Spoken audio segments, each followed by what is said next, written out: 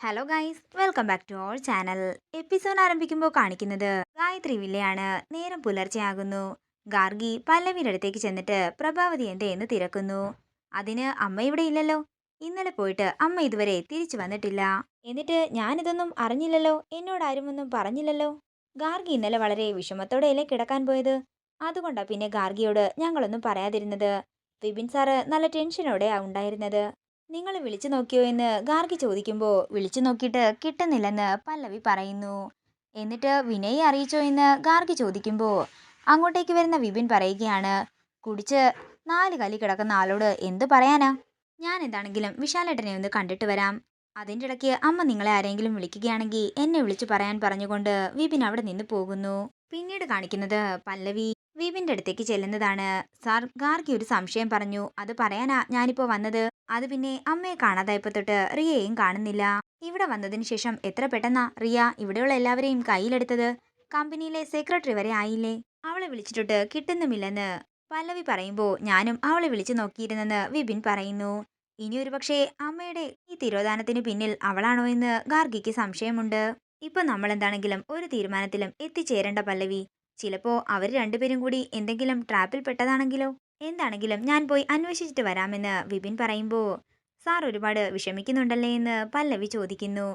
എൻ്റെ അമ്മയല്ലേ പല്ലവി. എനിക്കെല്ലാം മനസ്സിലാകുന്നുണ്ട് സാർ. സ്വത്തും പണവും ഒന്നും ഉണ്ടായിട്ട് ഒരു കാര്യവുമില്ല. ഇപ്പോ അമ്മയുടെ സ്ഥാനത്ത് വിപിൻ സാറിനെ ആയിരുന്നു കാണാതെ പോയിരുന്നതെങ്കിൽ ഞാനിപ്പോ ചങ്കു പൊട്ടി മരിച്ചേനെ.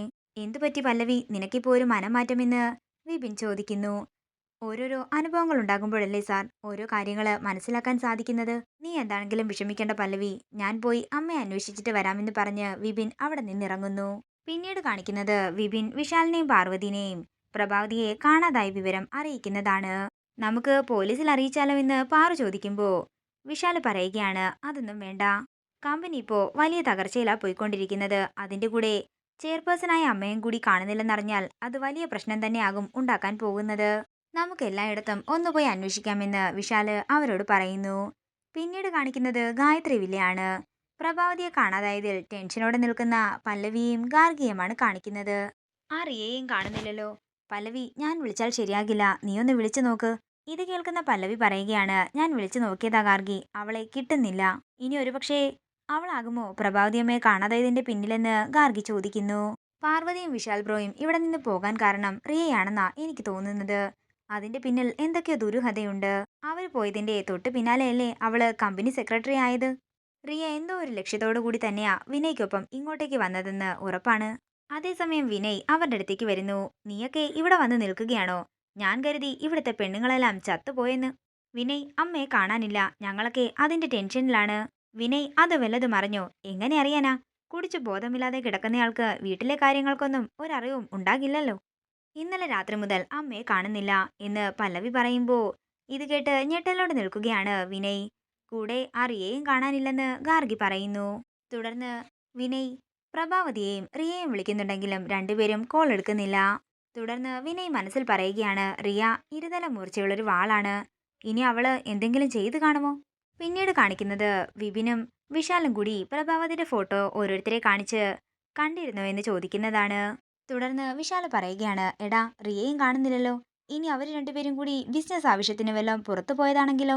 നീ ഒരു കാര്യം ചെയ്, ആ റിയയെ ഒന്ന് വിളിച്ചു നോക്ക്. പിന്നീട് കാണിക്കുന്നത് ജിതിന്റെ ഗസ്റ്റ് ഹൗസിൽ കിടന്നുറങ്ങുന്ന റിയയാണ്. വിപിൻ 2 പ്രാവശ്യം റിയയെ വിളിക്കുന്നുണ്ടെങ്കിലും റിയ കോൾ എടുക്കുന്നില്ല. പിന്നീട് കാണിക്കുന്നത് ഗായത്രി വില്ലയിൽ വിഷമത്തോടിരിക്കുന്ന വിശാലിനെയാണ്. അമ്മ വരുമായിരിക്കും, ഏട്ടൻ വിഷമിക്കാതിരിക്കാൻ വിപിൻ വിശാലിനോട് പറയുന്നു. എന്നാൽ പ്രഭാവതിയെ കാണാത്തതിന്റെ വിഷമത്തിലിരിക്കുന്ന വിശാലിനെയാണ് കാണിക്കുന്നത്. ഇതോടുകൂടി ഇന്നത്തെ എപ്പിസോഡിലൂടെ തീരുകയാണ്.